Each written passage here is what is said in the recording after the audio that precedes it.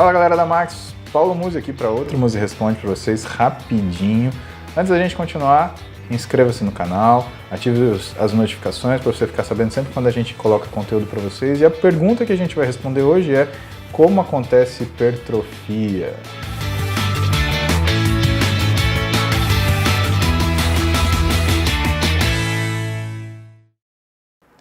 Olha só, em primeiro lugar, hipertrofia acontece quando você estimula o seu tecido muscular. Por quê? É o exercício resistido que faz com que você tenha um direcionamento para onde é que o seu corpo tem que desenvolver. Então, quando você treina bíceps, por exemplo, existe aquela capacidade do bíceps em contrair-se que sinaliza o aumento do nível de produção de proteína. Isso é verdade? Sim, tá? Até bioquimicamente. A contração muscular, ela estimula a via do mTOR, a via do AKT, e assim você tem síntese de proteína aumentada. Só que isso depende do quê? De você ter aporte nutricional para que isso ocorra. Mas vamos voltar um pouquinho antes, agora que a gente falou do exercício. Então existe também a qualidade do exercício. O exercício, ele tem duas características no exercício resistido que fazem com que você tenha estímulo para que esse músculo desenvolva. Tá? A contração excêntrica, que tende a ser mais inflamatória, então dá aquela sensação de pump. O que é o pump? Dor, rubor, calor, turgor, perda de função, você não treina até a falha. Isso é inflamação, tá? Principalmente mediado por um negócio chamado interleucina 6. Só para você ouvir isso uma vez e você colocar aí na sua caixinha de tesouros. Tá? E você tem a contração concêntrica, que a gente chama de ciclo de diminuição da vascularização. Quando você faz a diminuição da vascularização, que você entra numa situação onde você tem pouca perfusão, isso também funciona como se fosse uma sinalização para que você tenha hipertrofia. Depois, você tem que pensar, tive um exercício eficiente? Legal. Agora eu preciso entregar nutrientes para que esse músculo ele vá sintetizar proteína em superávit. E como que a gente faz isso?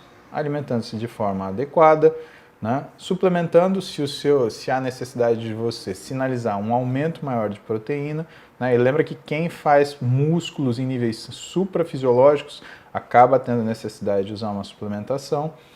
E esse conjunto de situações ele vai fazer com que o seu músculo, que fica sempre sendo destruído para ser sempre construído, ele construa mais do que ele destrói. Ah, Paulo, mas não dá para parar de destruir o músculo? Até dá. Só que aí, pensa que o músculo ele não cresce como um prédio que você vai colocando andar sobre andar. O músculo ele cresce como se fosse uma reforma, onde você quebra o quarto e constrói outro maior. Quebra a sala, constrói outra maior. E assim sucessivamente. Então, se você para de quebrar, o que acontece? Você não consegue mais construir.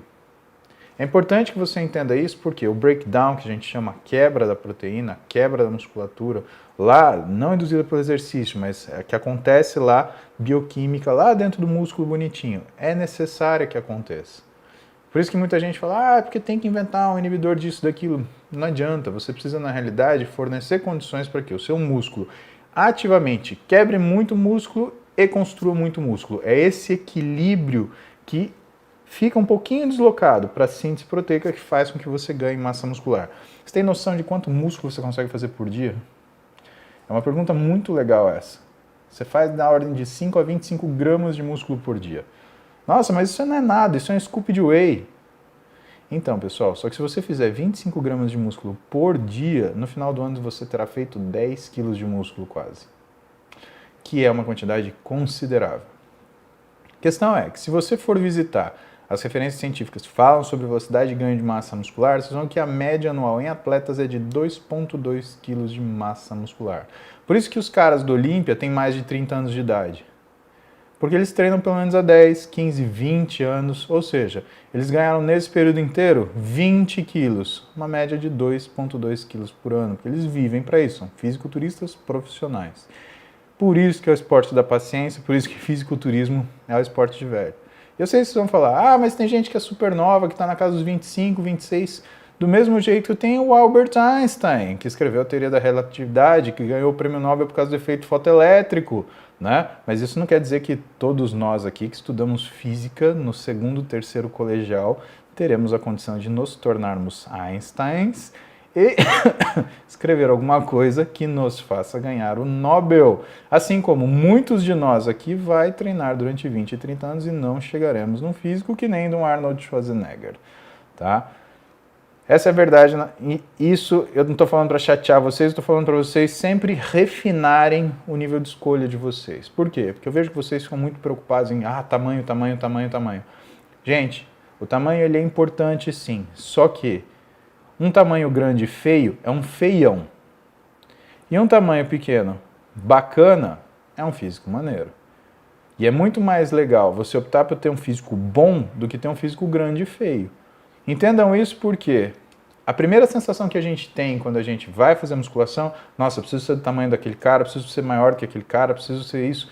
Não, você precisa primeiro construir a sua harmonia física, construir a sua silhueta, mostrar a sua identidade visual. É isso que é importante.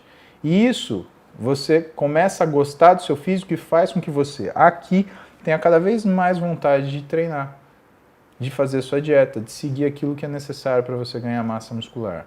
Então lembra que você se estimular na sua cabeça é tão importante quanto qualquer outra coisa. E se você tiver condições de manter isso de uma forma sadia ao longo do tempo, um belo dia você vai acordar e você vai estar com 50 de braço. Prometo para você, foi o que